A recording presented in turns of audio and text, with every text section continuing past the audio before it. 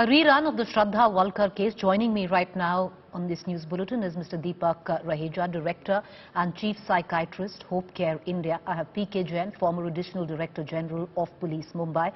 Dr. Dinesh Rao, forensic expert.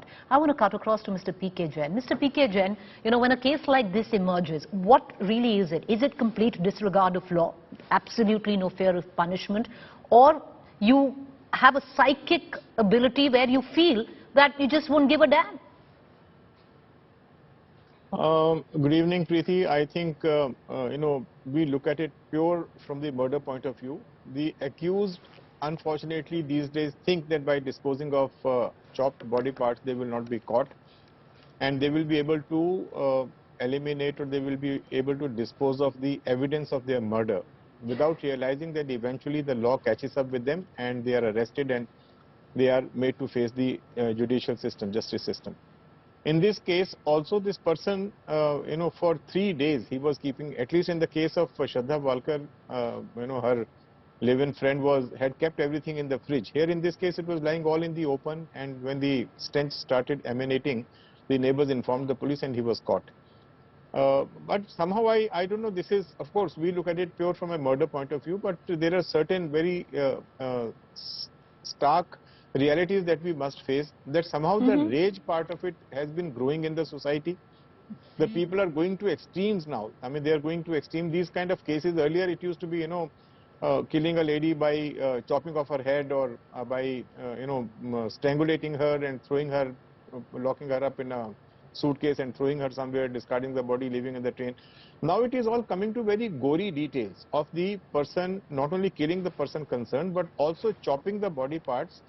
I mean, what kind of a person can do this? I mean, the guy has to be psychologically very disturbed. I mean, he has to be a, haywan to do this kind of a thing. So this is what has happened. I don't know, in society these days the people are taking to extreme measures, and this kind of incidents are happening, which are very disturbing. That's what I was trying to say. You've got to have, you're psychotic in some nature. But Mr. Jain, with at least in this case, purely from a policing point of view, the murder weapon has been obtained. Is this now an open and shut case? No, it is not that easy. He's already on your channel only. I just now heard that he's claiming that she committed suicide and I only disposed of the body. So the police will have to prove, forensic evidence will have to be collected as to whether she was alive, what kind of a condition she was in, because some of the body parts have been boiled, some body parts have been recovered intact, like her legs have been recovered.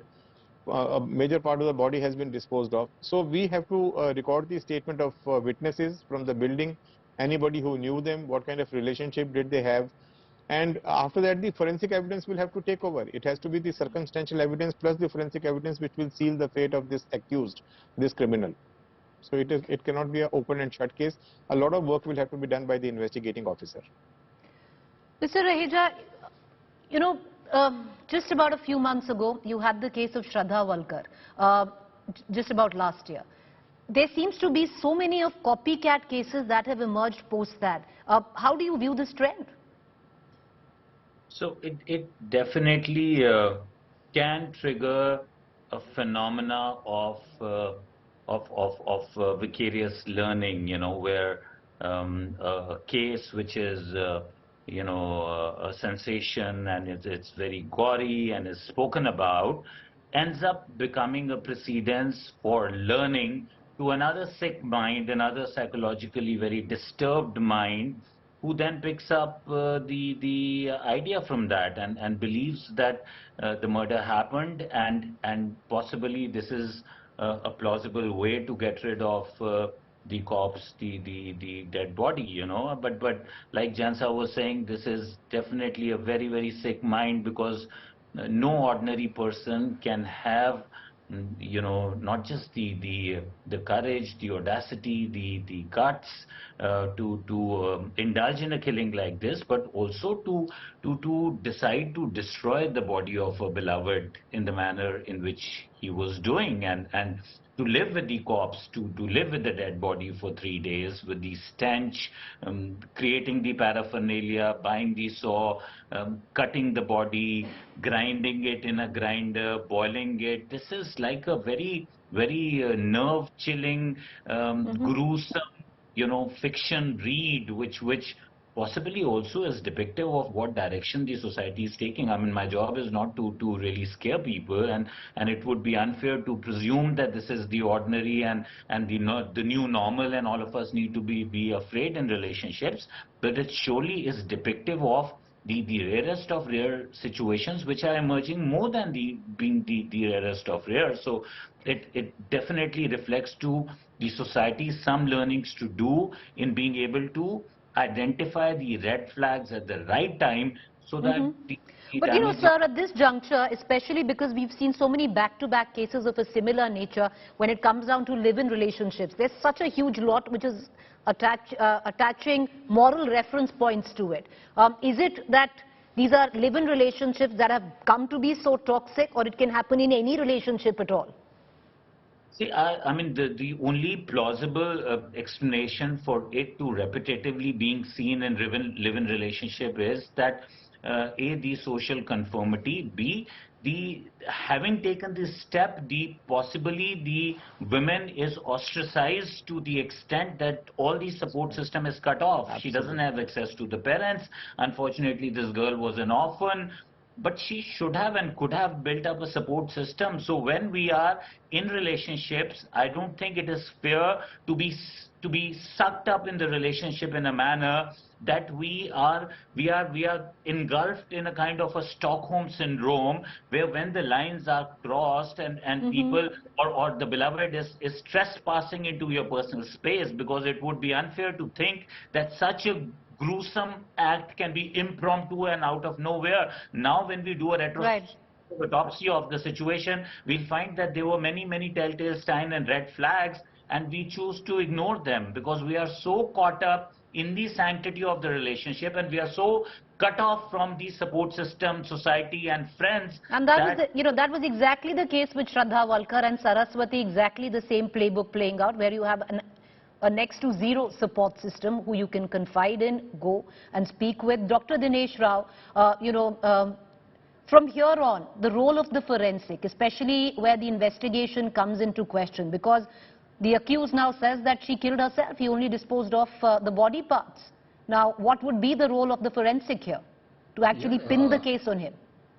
Forensic role is very vital in this case. The reason being is because this is not an intact body. First thing is, one is the first duty of the investigating officer is to collect all the body parts, which and all places which he alleged to have disposed. These are the area, whatever will be the state of the body parts, that has to be collected, and that has to be kept in a normal anatomical position by the said examining doctor. And first we need to establish that what exactly is the cause of death. Is the statement given by the called accused and the actual injuries found on the body are consistent or not? That has to be documented.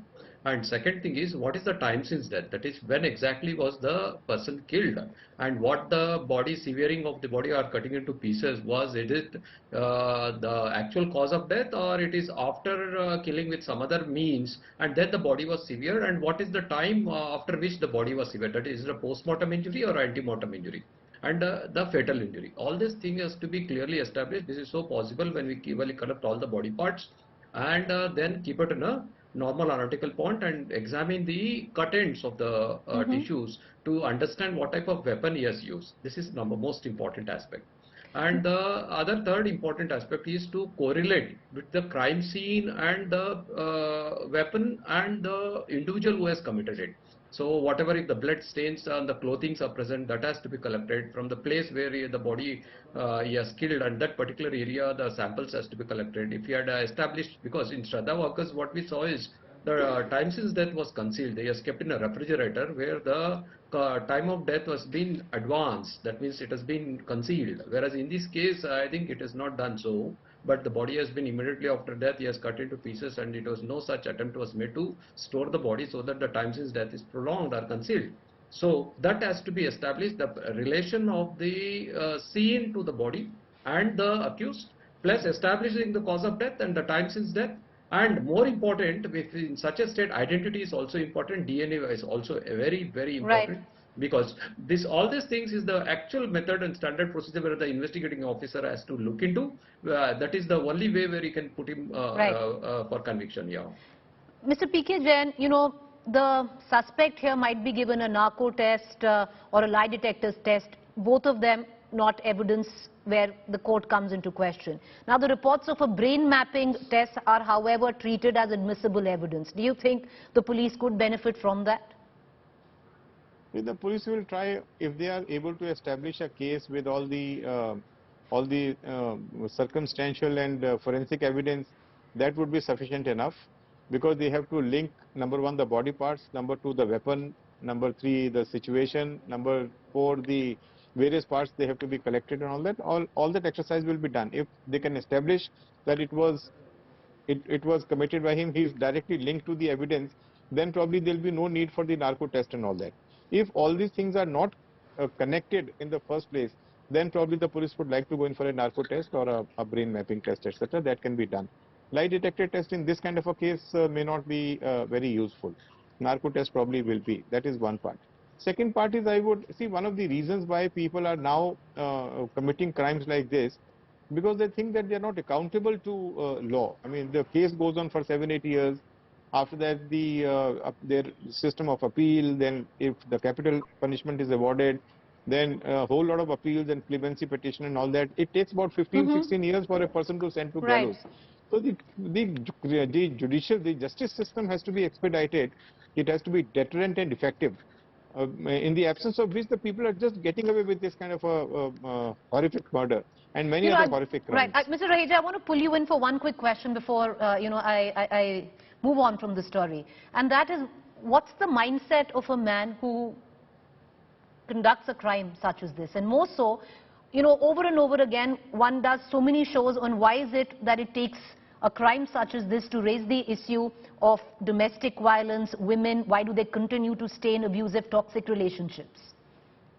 So the answer to the first question is that this is definitely a debauched mind, which is a psychopathic mind suffering possibly from antisocial personality disorder, where the personality is usually like a Jekyll and Hyde. Such people are extreme charmers in one situation, and they can be batterers and swinging back to being the charmer, and they create a kind of an aura in which when they are perpetrating and doing and creating this atmosphere, the victim unfortunately is not able to move on, because it is playing the game of producing guilt and then trying to psychologically be so intimidating and so interfering and so engaging with the victim that the person is not able to pull out. Exactly just how things change with Stockholm syndrome. So this is a prolonged Stockholm syndrome. The person is not just able to get out, but also is not able to recognize the fine line where the intervention was most necessary, which is why I'm continuously saying that such crimes can only be prevented when we have a support system. So do not cut yourself off. It is important to keep talking to your family. It's important to keep talking to some friends who would know exactly what's happening, and just the whole way the society is progressing, where we shut ourselves off to say, why should I interfere into somebody else's life?